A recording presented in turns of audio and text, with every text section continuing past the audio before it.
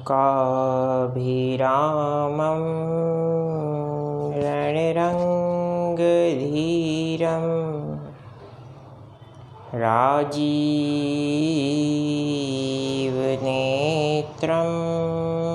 रघुवंशनाथं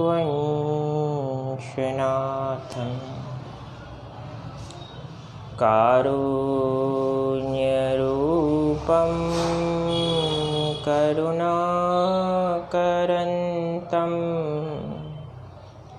श्रीरामचन्द्रं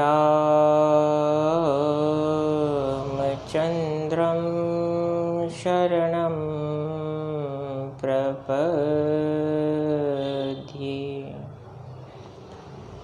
मनोजवं मारुततुल्यवेगं जितेन्द्रियं बुद्धिमतां वरिष्ठं वातात्मजं वानरयूथमुख्यं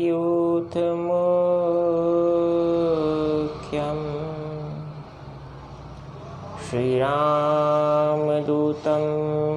शरणं प्रपद्ये।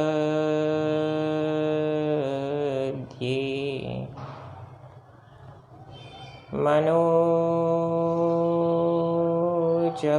मारुततुल्यवेगं जितेन्द्रियं बुद्धिमतां वरिष्ठं वातात्मजं वानरयूथमुख्यं श्रीरामदूतं शरणं प्रपद्ये। अखण्डमण्डलाकारं व्याप्तं येन चराचरं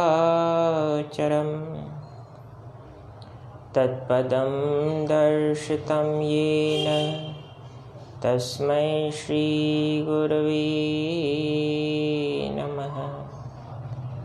नारायणं नमस्कृत्य नरं चैव नरोत्तमं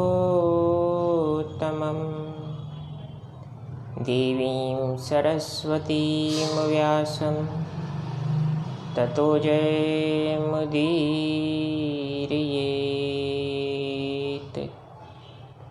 कृष्णाय वासुदेवाय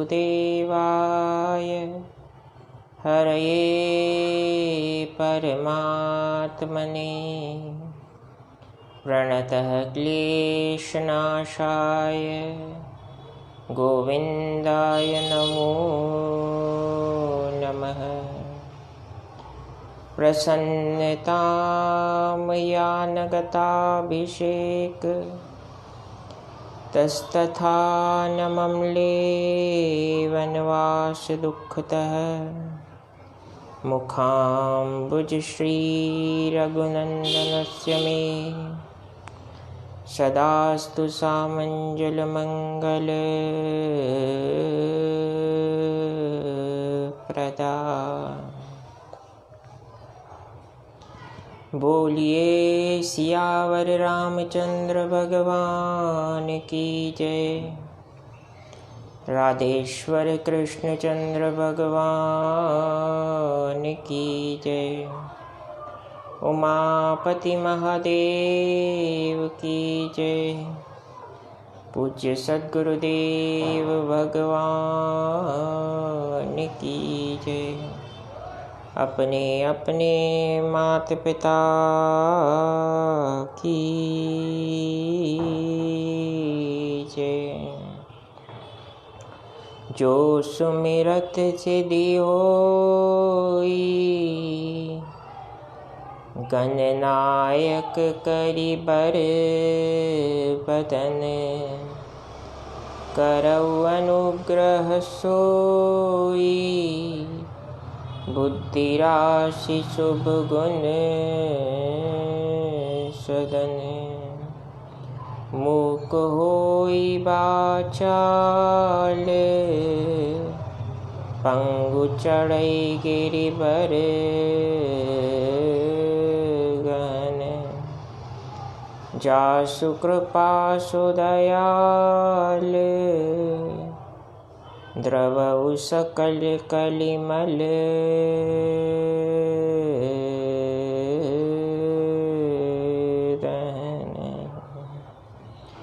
बोलिए भक्तवत्सल भगवान की जय। परम मंगलमयी सद्गुरु स्वरूपा श्री राम कथा कार्तिक मास विशेष 9 दिवसीय कथा आज 14 नवंबर 2020 के दिन, जो संयोग से और सद्भाग्य से भी दीपोत्सव के पावन अवसर के रूप में कथा विश्राम लेगी। यानी जब श्री राम का राज्याभिषेक हुआ, जब मेरे प्रभु अयोध्या पहुँचे, उनके सम्मान में जनमानस ने दीपोत्सव मनाया।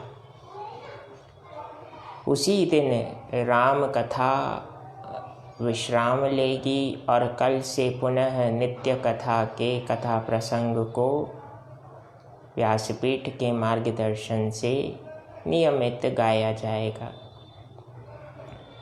श्री राम कथा कि अब तक की कथा को प्रारंभ करें उससे पूर्व परमपिता परमेश्वर श्री सीताराम जी के चरणों में यही प्रार्थना करूँगा कि सर्वे भवन्तु सुखिनः, सर्वे सन्तु निरामयाः, सर्वे भद्राणि पश्यन्तु, मा कश्चित् दुःख भाग् भवेत्। यह दीपावली का पावन उत्सव आप सभी के जीवन में धैर्यता, विवेकशीलता, दीर्घायु, स्वास्थ्य के प्रति सजगता और यश वैभव कीर्ति प्रदान करने वाली हो। इसी सद्भाव के साथ आइए कथा में प्रवेश करें। अब तक की कथा में प्रभु श्री राम और लक्ष्मण जी श्री सीता जी की खोज करते करते शबरी जी के आश्रम में पहुँचे। माता शबरी ने प्रभु श्री राम से कहा, राघव आप तो सब जानते हैं, फिर भी मुझे यश और सम्मान देने के लिए आप मुझसे पूछते हैं, तो आप पंपा सरोवर से होते हुए ऋष्यमुख पर्वत तक जाइए। ऋष्यमुख पर्वत पर वानरों के राजा निर्वासित जीवन जी रहे हैं। सुग्रीव उनका नाम है। उन्हें मित्र बनाइए, उनका हित कीजिए और वे आपको पूर्ण सहयोग देंगे। अंत में विजय श्री आपकी ही होगी। इस भाव के साथ शबरी जी ने अपने देह को स्वेच्छा से योगाग्नि द्वारा त्यागा और श्री राम से अनपायनी भक्ति का वर प्राप्त किया। भगवान की भक्ति कभी भी व्यर्थ नहीं जाती, यह बात सदैव ध्यान रखिएगा। पूजन अर्चन हम जो करते हैं उसमें हमारे मनोरथ, हमारे निज हित रह सकते हैं, लेकिन निस्वार्थ भाव से की गई भक्ति का कोई भी स्वरूप कभी भी निरर्थक नहीं होता, सदैव फलवती ही होता है। हनुमान जी को सुग्रीव ने आदेश दिया कि हनुमंत जाओ, ये जो 2 शूरवीर आ रहे हैं इनके यहाँ आने का कारण पूछो। हनुमान जी ने ब्राह्मण स्वरूप में परीक्षा ली है। और प्रभु ने कहा कि मैं और यह मेरा छोटा भाई, हम दोनों राम और लक्ष्मण हैं, महाराज अवधपति दशरथ के राजकुमार हैं। उनकी इच्छानुसार हम वन में आए। अभी हम पर संसारी दुख का एक स्वरूप व्याप्त हुआ है। हम वानर राज सुग्रीव से मिलना चाहते हैं, वे हमारी शायद कोई सहायता कर सके। हनुमान जी ने साष्टांग प्रणाम किया श्री राम को और कहा, प्रभु आप अपने हनुमंत को भूल गए। श्री राम ने हनुमान जी को हृदय से लगाया है। आज भगवान और उनके भक्त का मिलन हुआ है। हनुमान जी ने श्री राम और लक्ष्मण को अपने पीठ पर विराजमान करवाया और उन्हें लेकर ऋष्यमुख पर्वत पर गए हैं। वानर राज सुग्रीव के साथ प्रभु श्री राम की मित्रता करवाकर पवन सुत ने अग्नि को साक्षी बनाया है।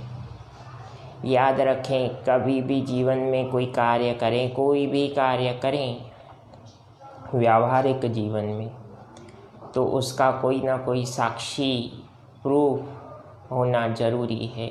अन्यथा व्यक्ति यदि कष्ट में आता है तो कोई सहायता नहीं करता। इसलिए हनुमान जी ने अग्निदेव को साक्षी मानकर राम और सुग्रीव की मित्रता करवाई। प्रभु श्री राम ने कहा, सखा सोच त्यागहु बल मोरे, सब विधि घटब काज में तोरे। हे सुग्रीव, मुझे मार्ग में हनुमंत ने तुम्हारे दुख का कारण बताया। मैं आतताई वानरराज बाली को पदस्थ करके, पदच्युत करके उसके स्थान से हटाकर तुम्हें जो तुम्हारा अधिकार है वह दिलाऊंगा। लेकिन ध्यान रखो, जो मित्र अपने मित्र के दुख को स्वयं के दुख से अधिक महत्व देता है, वह सदैव पूजनीय होता है। ऐसे मित्र को कभी भी किसी को छलने का प्रयास नहीं करना चाहिए, क्योंकि फिर उसका जो परिणाम होता है वह बहुत ही बुरा होता है। प्रभु श्री राम ने कहा कि सुग्रीव, अब तुम्हारे दुख के दिन दूर हुए हैं, तुम बाली को द्वंद्व की चुनौती दो। किष्किंधा कांड का यह प्रसंग प्राणी मात्र को जीवन में आने वाले उतार चढ़ाव के बारे में शिक्षित करता है कि जीवन में यदि अंधकार रूपी भय का स्वरूप उपस्थित है तो कब उजाला हो जाए, कब प्रकाश रूपी सूर्य की सहायता मिले, कोई नहीं जानता। इसलिए never loss your hope, never give up before adverse circumstances, because circumstances विपरीत परिस्थितियाँ सदैव आपको तोड़ने के लिए नहीं, मजबूत करने के लिए आती है। आप जितनी विपरीत परिस्थितियों का सहज रूप से, सहज स्वभाव से सामना करेंगे, उतने मजबूत होते जाएंगे। यह प्रकृति का नियम है। भगवान भी जब अवतार लेते हैं तो वे भी विपरीत परिस्थितियों का सहज रूप से ही सामना करते हैं। श्री राम इसके श्रेष्ठ उदाहरण है। श्री कृष्ण का जीवन इसका श्रेष्ठ उदाहरण है।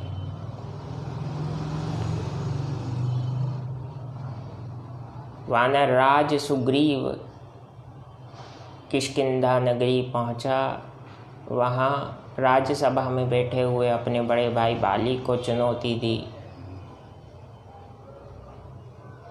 बाली ने जैसे ही विरोधी का ललकार भरा स्वर सुना, मारने के लिए दौड़ा है। बाली की पत्नी महारानी तारा ने उसे समझाने का प्रयास किया कि आपके भाई सुग्रीव ने जिसकी सहायता प्राप्त की है वो साधारण जीव नहीं, खरदूषण त्रिशरा जैसे राक्षसों को सहज रूप से नष्ट करने वाले प्रभु श्री राम हैं। तासु बैर कबहू नहीं कीजे।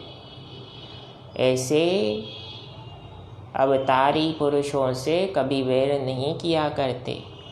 लेकिन बाली ने अपनी पत्नी से कहा कि तुम भयभीत ना हो, मुझे अपने सामर्थ्य पर, पुरुषार्थ पर पूर्ण विश्वास है। मैं जानता हूँ कि मुझे क्या करना है और क्या नहीं करना है, इसलिए तुम निश्चिंत होकर मेरी विजय श्री की तैयारियां करो। सुग्रीव जैसे ही बाली के समक्ष आया, आधी सामर्थ्य तो वहीं निकल गई, क्योंकि पूर्व में भी वर्णन किया जा चुका है। बाली के समक्ष जो द्वंद्व करता था उसकी आधी सामर्थ्य, आधा सामर्थ्य उसी समय नष्ट हो जाता था। ब्रह्मा जी ने जो वर उसे दिया था। सुग्रीव को बाली ने बहुत पीटा है। एक पेड़ के ओट में प्रभु श्री राम धनुष बाण की सहायता से निशाना साधने का प्रयास करते, लेकिन दोनों भाई देखने में एक समान। नीति विरुद्ध अगर सुग्रीव को कुछ हो जाए तो संसार का आक्षेप लगेगा। प्रभु श्री राम ने उस समय कुछ नहीं किया। दौड़ते हुए सुग्रीव जब अपने बल को खोता हुआ देखता है तो प्रभु श्री राम के पास आया और कहता है, प्रभु संसार हमें छलता है, धोखा देता है, यह तो सहज है, लेकिन आपने भी मुझे छल लिया। आपने तो कहा था कि मैं बाली को शिक्षित करूँगा, उसे दंड दूंगा, लेकिन आपने तो कुछ किया नहीं। प्रभु श्री राम ने अपने वक्ष स्थल पर जो वनमाला धारण की थी उसे उतार कर सुग्रीव को पहनाई और कहा कि अब जाओ, अब तुम्हारा कार्य सिद्ध होगा। जब पुनः द्वंद्व किया तो प्रभु श्री राम ने बाली का उद्धार किया।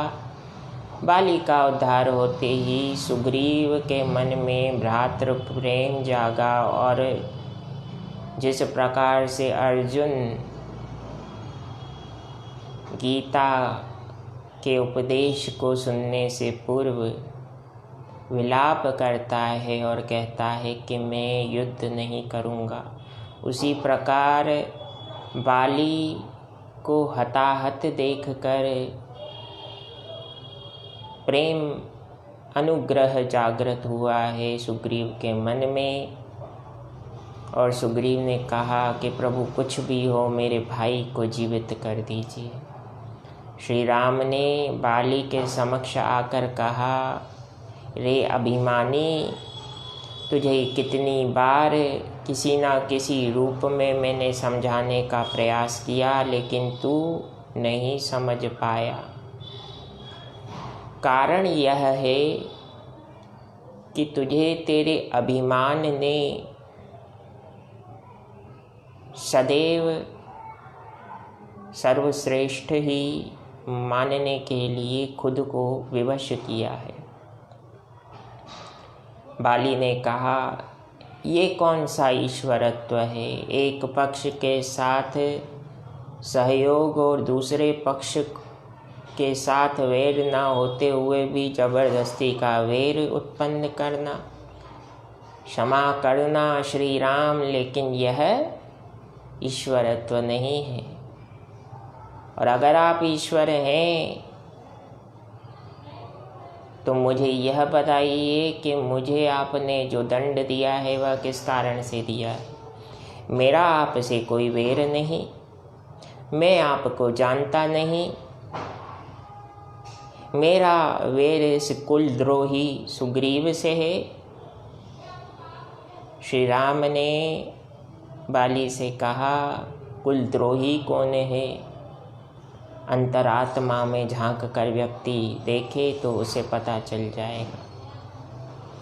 बाली, तुम जिसे कुलद्रोही कह रहे हो वह कुलद्रोही नहीं, तुम्हारा सच्चा सहयोगी है।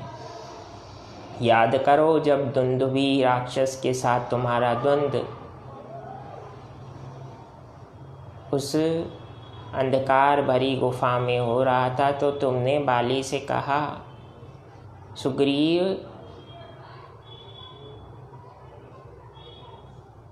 तुम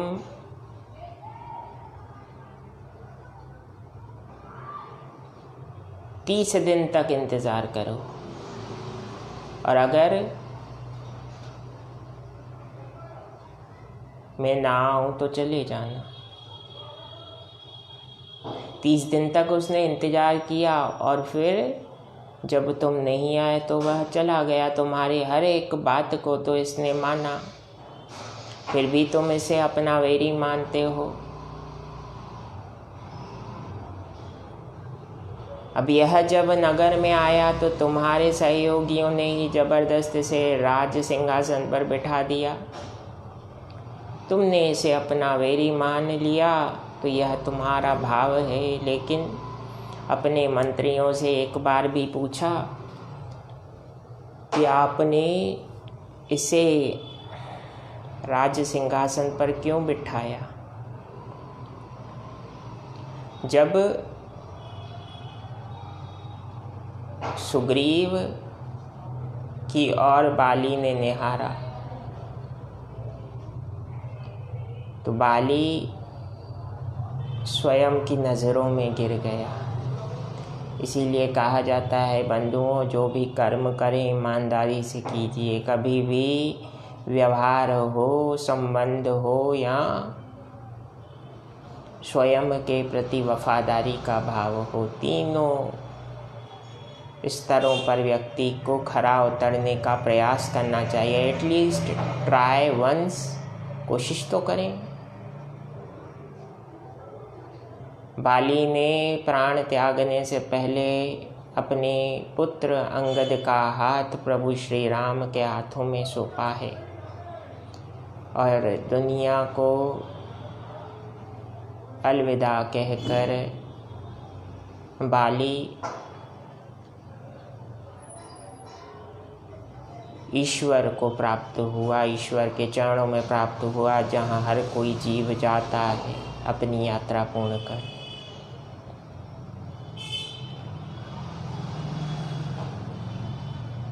सुग्रीव का राज्याभिषेक लक्ष्मण जी के हाथों से प्रभु श्री राम ने करवाया। अंगद को युवराज पद दिया। भगवान की शरण में आने वाले को कुछ ना कुछ जरूर मिलता है, और अगर कुछ ना भी मिले तो संतुष्टि मन की जरूर मिलती है। बाली का उद्धार हुआ। सुग्रीव राज्याभिषेक को प्राप्त कर आनंदित हुआ। दुख के दिन भूल गया। खुशियों के दिन शुरू होते हैं तो व्यक्ति दुख के दिन भूल जाता है, लेकिन खुशियाँ हो या आनंद का क्षण हो, उसमें इतना व्यक्ति को नहीं खोना चाहिए कि भगवान को भूल जाए। भगवान को भूलते हैं तो स्वयं का ही अहित होता है। कैसा अहित? मानस रोग, दंभ, ईर्ष्या, द्वेष, उद्विग्नता, ये सब व्यक्ति पर हावी होने लगते हैं।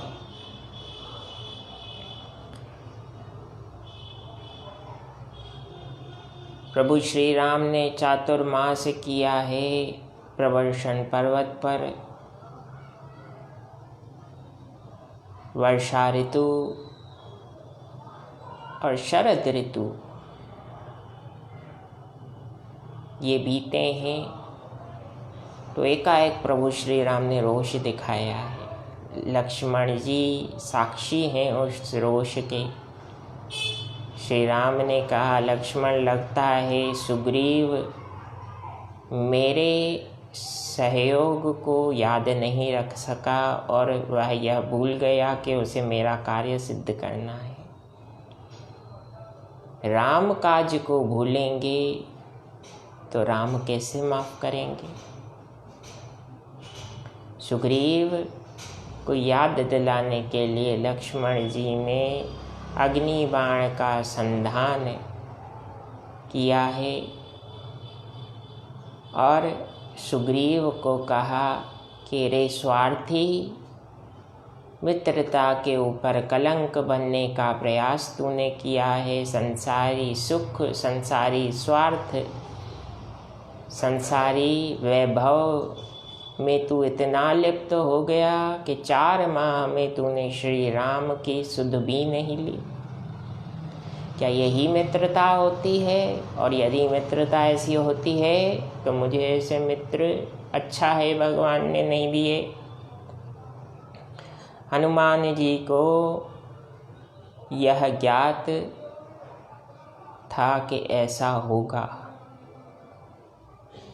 तो पवन सुत ने श्री राम की प्रेरणा से पहले ही सुग्रीव को आगाह किया और सुग्रीव ने संसार में जितने भी वानर यूथप हैं उन्हें संदेश भिजवा दिया दूतों द्वारा कि आप अपने समस्त योद्धाओं को लेकर किष्किंधापुरी पहुँचें, प्रवर्षण पर्वत पर पहुँचिए।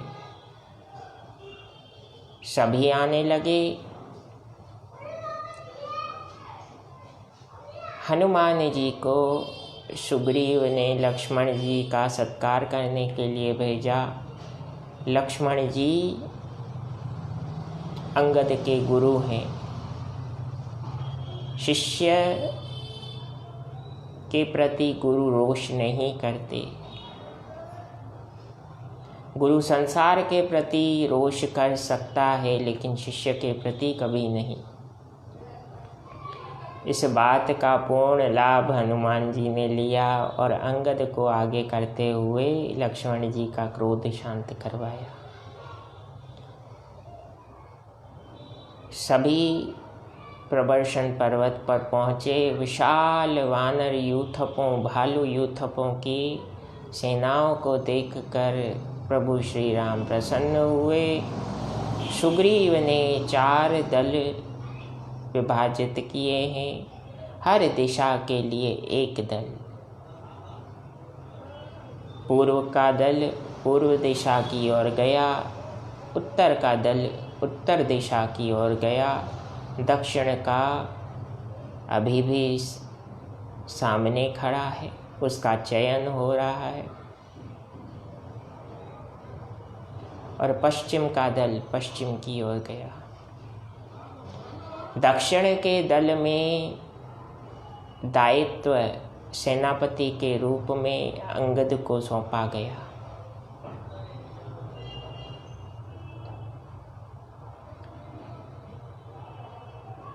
मार्गदर्शक का कार्यभार रीछराज जामवंत को सौंपा गया और सहयोगी के रूप में, प्रधान सहयोगी के रूप में पवन सुत हनुमान जी हैं।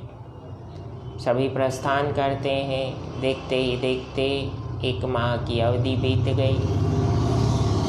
यह 1 माह की अवधि सुग्रीव ने वानरों को दी थी कि कार्य सिद्ध होना चाहिए, कुछ भी करो। तीनों दिशाओं के जो दल थे, पूर्व, पश्चिम और उत्तर के दल, छानबीन करके खाली हाथ लौट आए। दक्षिण के दल ने परिश्रम तो किया लेकिन उन्हें 1 माह तक कोई खास सफलता प्राप्त नहीं हुई।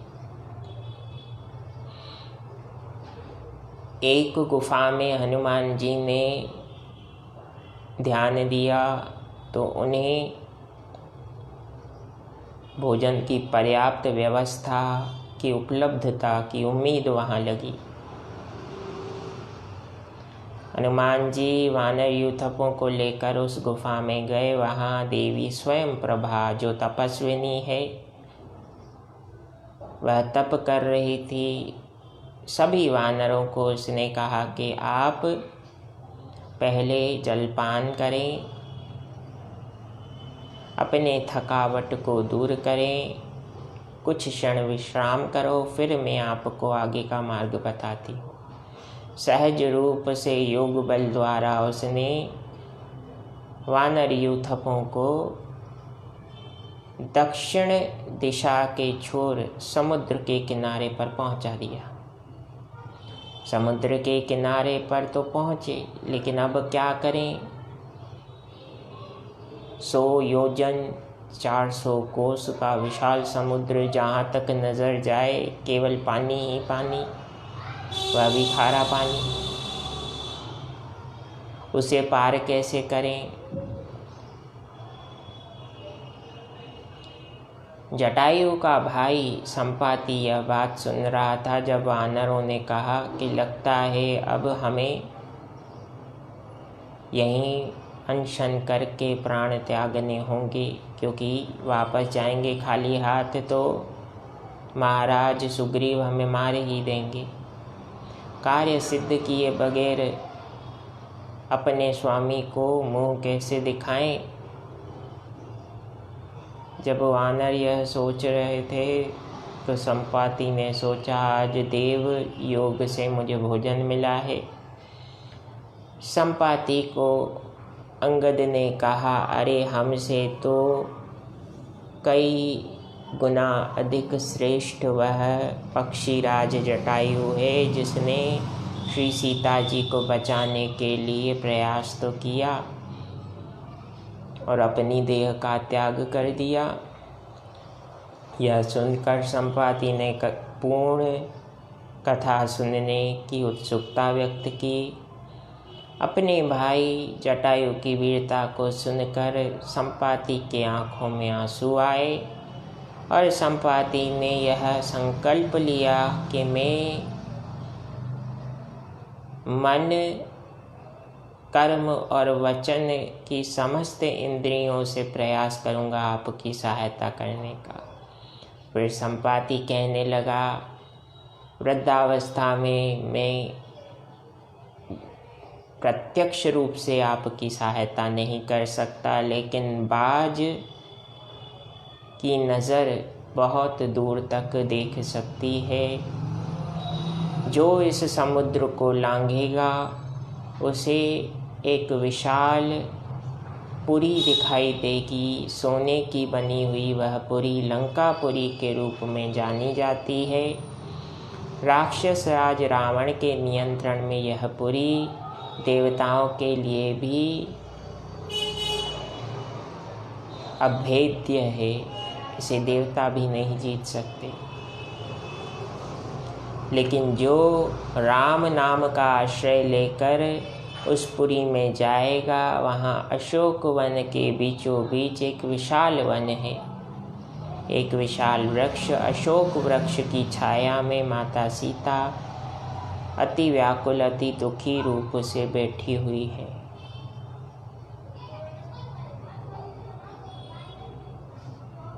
यह सुनकर वानरों ने अपने अपने सामर्थ्य के बारे में जामवंत जी को बताया। हनुमान जी चुपचाप बैठे हैं।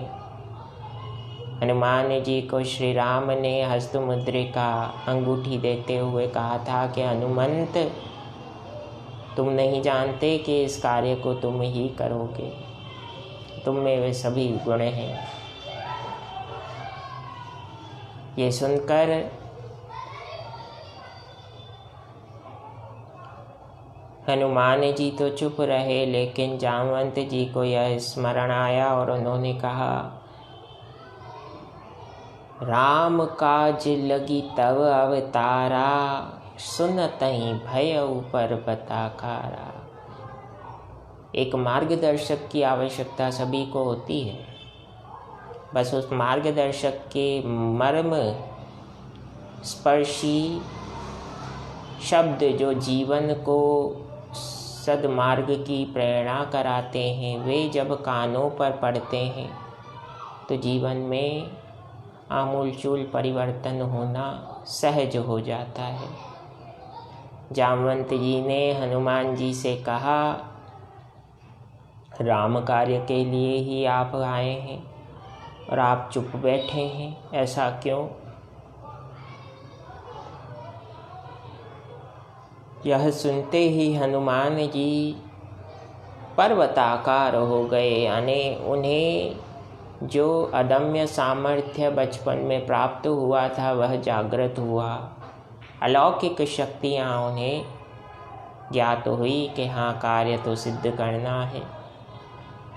सभी वानरों को आश्वस्त करके हनुमान जी ने कहा, आप यहीं मेरा इंतज़ार करें, मैं शीघ्र कार्य सिद्ध करके आता हूँ श्री राम की प्रेरणा से।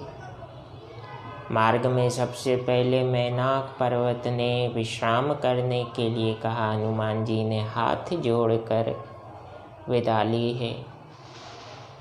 फिर देवताओं ने विघ्न किया है। सर्पों की माता सुरसा को भेजकर हनुमान जी ने उसे भी अपने बल और बुद्धि का परिचय दिया। अंत में राहु की माता सिंहिका ने समुद्र के राक्षसी जीव का स्वरूप धारण करके हनुमान जी को वश में करने का प्रयास किया, लेकिन राम नाम के आश्रय में रहकर हनुमान जी ने इन सभी विघ्नों को पार कर स्वर्ण की लंका नगरी का प्रथम दर्शन किया है। अब श्रोतागण सोचेंगे, राक्षसों के गढ़ को आपने दर्शन के योग्य माना है? नहीं, राक्षसों का गढ़ भले ही लंका है, लेकिन अभी प्रसंग में लंका में माता सीता विराजमान हैं, और जहाँ भगवान या शक्ति की उपस्थिति होती है वह मंदिर ही तो है।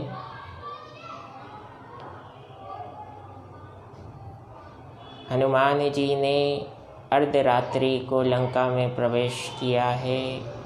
मशक समान रूप कपि धरी,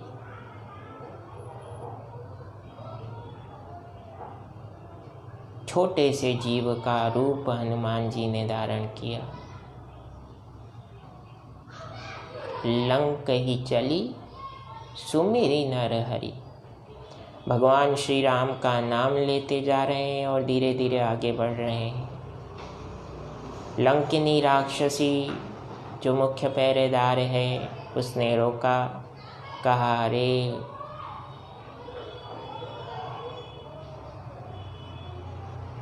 मूढ़मती, कहाँ जा रहा है? तूने मेरा नाम नहीं सुना? मेरी अनुमति के बिना कोई भी यहाँ प्रवेश नहीं करता, और हर चोर मेरा आहार है। हनुमान जी ने बुद्धि पर प्रहार किया है। बुद्धि पर प्रहार करना यानी सत्य का दर्शन करवाना। तब लंकिनी ने कहा, प्रबसी नगर कीजे सब काजा, हृदय राखी कौशलपुर राजा। मन में श्री राम को विराजमान करने वाले पवन सुत जी, आप सहज रूप से लंका में जाइए और कार्य सिद्ध कीजिए, मैं आपको नहीं रोकूंगी। हनुमान जी ने हर एक मंदिर मंदिर प्रति करी शोधा, देखे जहाँ तहाँ गणित जोधा। हर घर के बाहर एक एक पहरेदार को देखा, लेकिन श्री सीता जी का दर्शन कहीं नहीं हुआ। जहाँ पहरेदारी होती है वहाँ भक्ति का दर्शन नहीं होता। भक्ति का दर्शन तो अपने अंतःकरण को समझने के पश्चात ही प्राप्त होता है। माता सीता की खोज करने के भाव से हनुमान जी आगे बढ़े तो विभीषण जी के पवित्र घर का दर्शन उन्हें हुआ।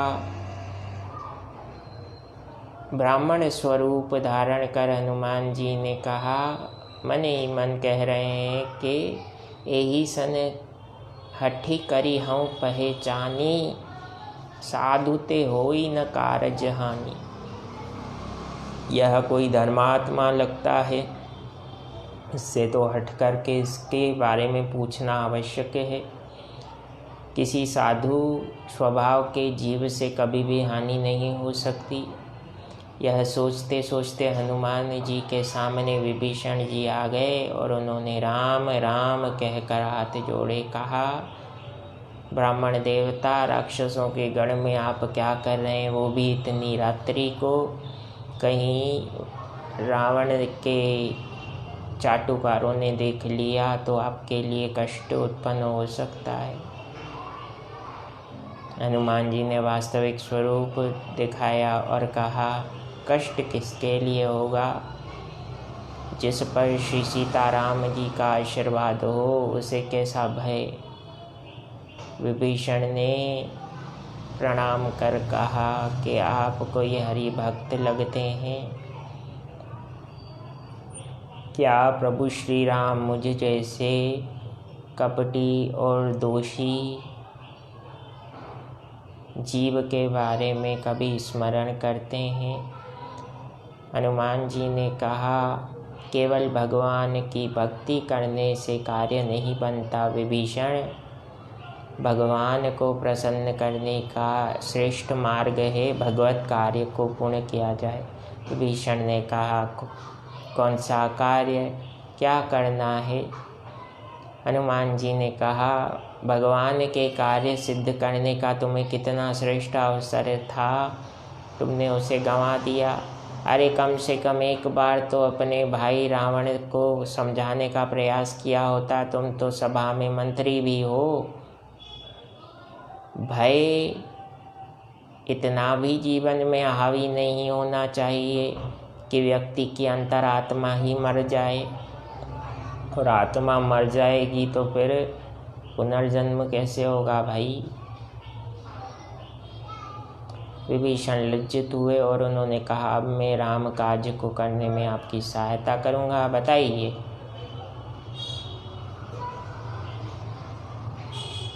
हनुमान जी ने कहा, विभीषण तेरा है दुरुस्त है, कोई बात नहीं।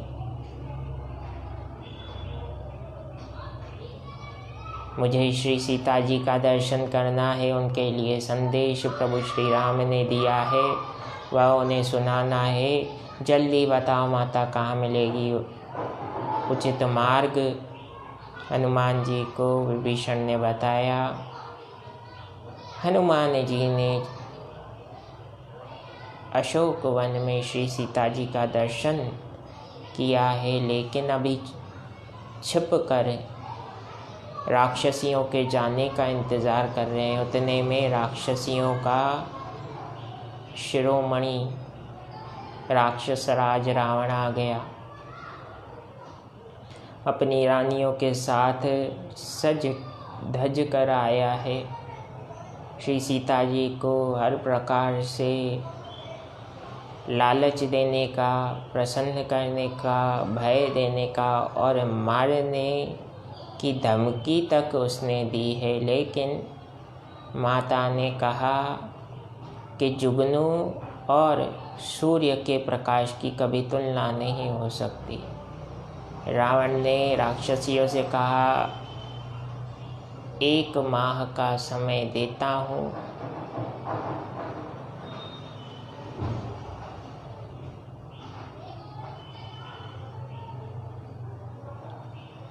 कुछ भी करो,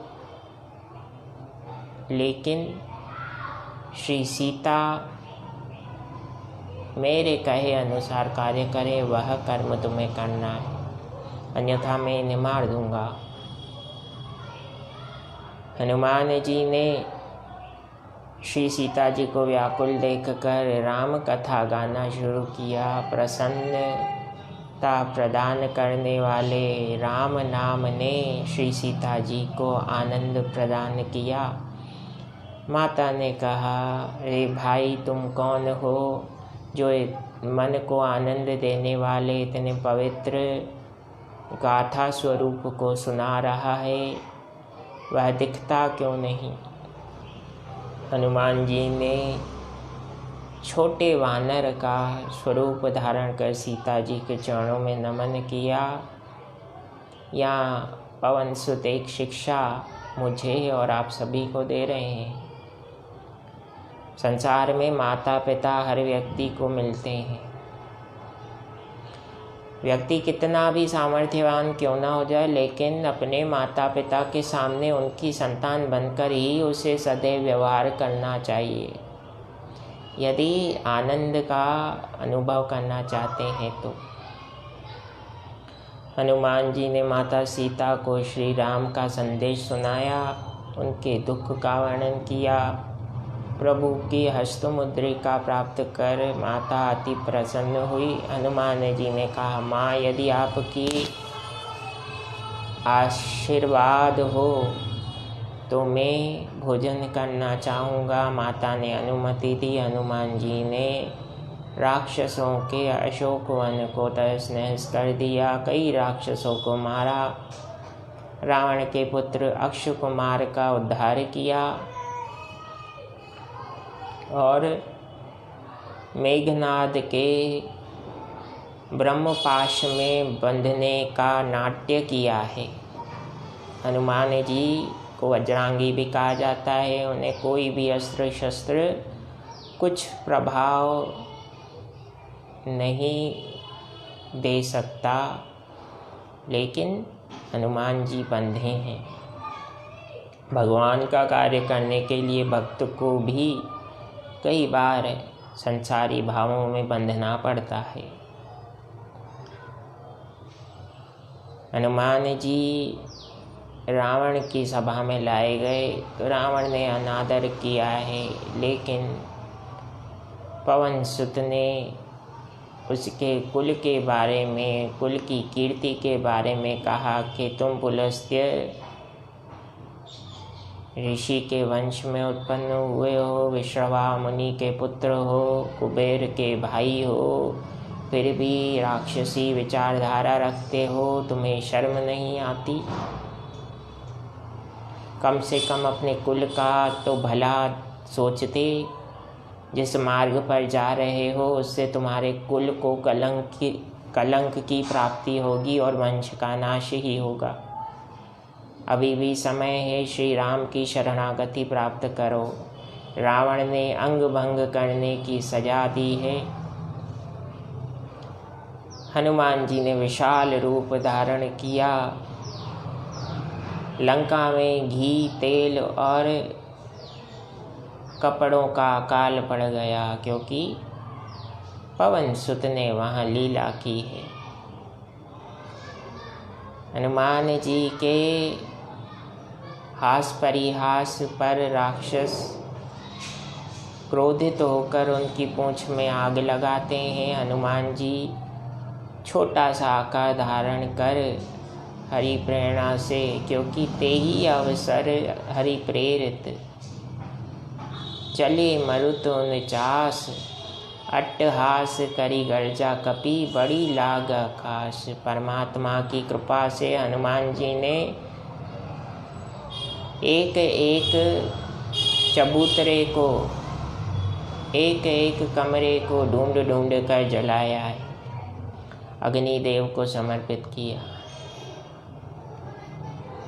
अपने अग्नि जो पूंछ में लगी है उसे बुझाकर हनुमान जी माता सीता के चरणों में वंदन करते हैं और कोई निशानी मांगते हैं कि माता प्रभु श्री राम मुझ पर कैसे विश्वास करेंगे। तो माता ने चूड़ामणि उतार कर दी। उस गहने को हनुमान जी ने मस्तक से लगाकर संभाल कर रखा। फिर समुद्र को लांघ कर माता सीता को आश्वासन देकर वानरों के साथ किष्किंधा नगरी में आए। मधुवन के पवित्र फल और शहद को ग्रहण करने के बाद सुग्रीव के समक्ष जामवंत ने प्रभु श्री राम और लक्ष्मण की उपस्थिति में सब गाथा सुनाकर हनुमान जी की जय जयकार करवाई।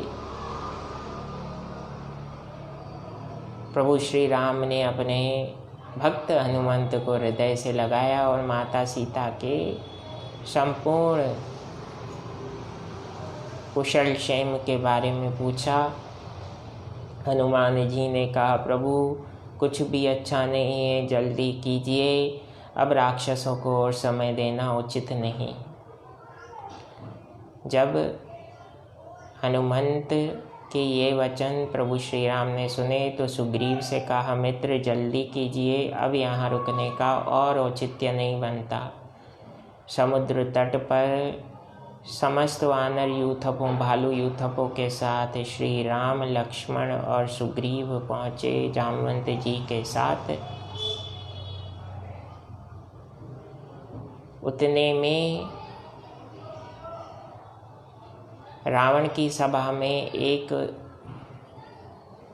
ऐसा घटनाक्रम हुआ जिसने संपूर्ण खेल को एक तरफा बनाया है और व्यक्ति के जीवन में कैसे मूढ़ता की उपस्थिति होती है यह भी बताया है। विभीषण ने रावण के पूछने पर कहा कि आप विरोधी सेना जो समुद्र तट पर आ गई है उसके नायक श्री राम की शरणागति स्वीकार कीजिए। यह सुनते ही चरण प्रहार किया है रावण ने और कहा कि यहाँ से निकल जाओ, तुम यहाँ रहने के योग्य नहीं।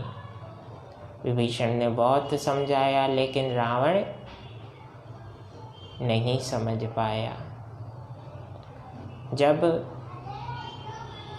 विभीषण को अति अपमानित सा अनुभव हुआ तो वह वहाँ से चला आया। श्री राम की शरणागति स्वीकार की है। श्री राम ने उसे लंकेश की उपाधि प्रदान की, राज तिलक किया है। और विभीषण ने कहा, प्रभु वैसे तो आप समुद्र को सोखने में पूर्णतः समर्थ हैं, लेकिन शिष्टाचार कहता है जो सामर्थ्यवान है उसमें उतनी ही विनम्रता भी आवश्यक होती है। इसलिए राघवेंद्र सरकार आप अपने कुल गुरु समुद्र देव वरुण देव को प्रार्थना कीजिए। यहाँ मैं बार बार एक बात को दोहराता हूँ, खासतौर से अपने समाज सिंधी समाज के लिए। असांजा कुल देवता भगवान झूलेलाल आहिनि, जेके वरुण देवता जा अवतार आहिनि।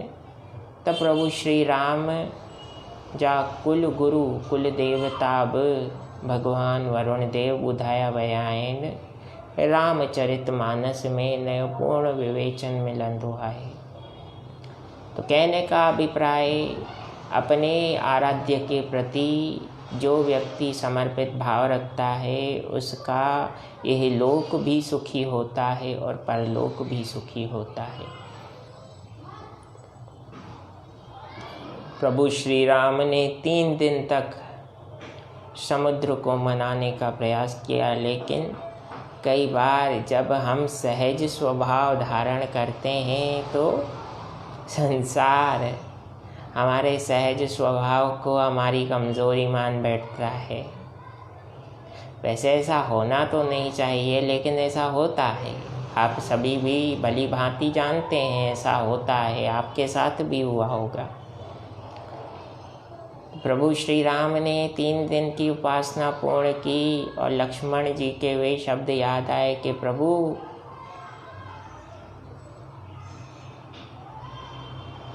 देवताओं का क्या भरोसा है,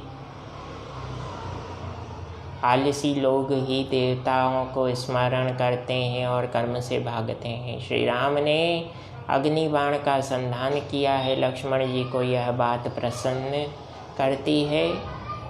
और समुद्र में जब उथल पुथल उत्पन्न हुई तब वरुण देव अपने हाथों में स्वर्ण के बड़े थाल में समस्त मणि माणिक और अपने बहुमूल्य रत्नों को लेकर सजा कर ले आए।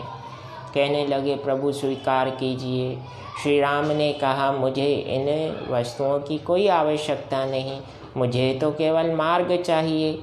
मैंने आपकी स्तुति की, लेकिन आपने मेरी स्तुति का मान कहाँ रखा? संसार में संबंध कभी भी एक पक्षीय नहीं होता। कोई अति सहज हो, अति विनम्र भाव रखे और दूसरा पक्ष उसे दुत्कारता रहे तो इतनी भी सहजता अच्छी नहीं होती। वरुण देव अपने स्वभाव को थोड़ा सहज बनाइए। वरुण देव लज्जित हुए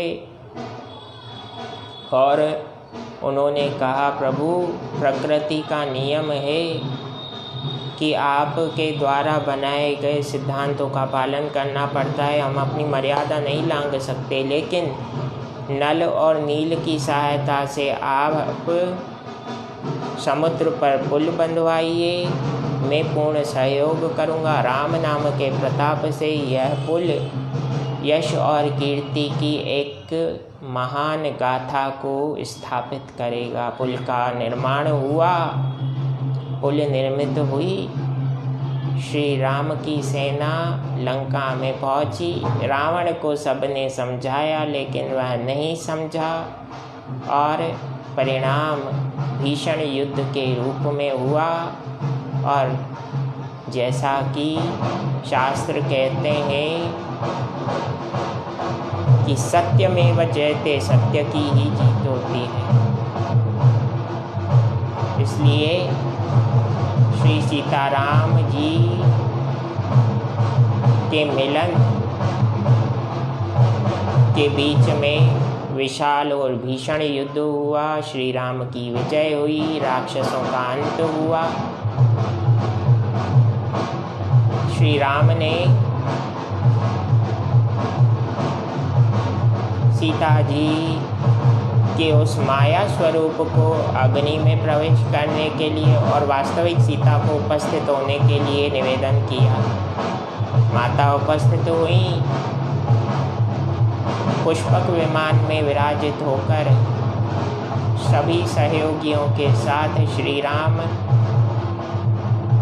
अयोध्या में आए हैं। श्री राम का स्वागत सत्कार करने के पश्चात राम राज्य की स्थापना हुई। अंत में एक बात कहना चाहूँगा कथा के विश्राम में।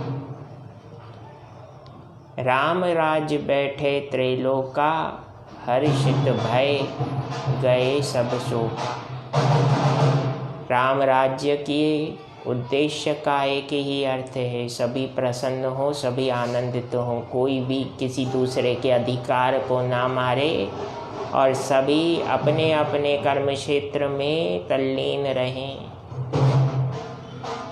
जय सिया राम, जय जय हनुमान। पवन सुत हनुमान जी को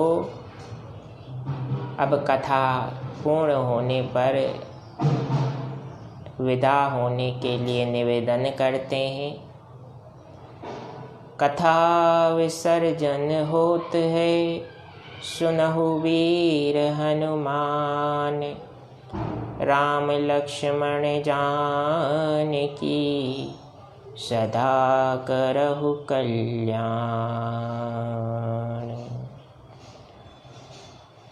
संपूर्ण 9 दिवसीय कथा यहाँ विश्राम लेती है। श्री सीताराम जी की कृपा प्राणी मात्र पर बनी रहे। यह दीपावली का पावन उत्सव आपके जीवन में आनंद और उल्लास को उपस्थित करने वाला हो। यह उत्सव दीपों का उत्सव है, तो कोशिश करके दीपक जलाइए, मोमबत्ती नहीं। जो नियम है उसके अनुसार यदि चलेंगे तो ही फायदा हो सकता है। जय सिया राम, जय जय हनुमान। शुभ दीपावली, स्वस्थ दीपावली। प्रणाम।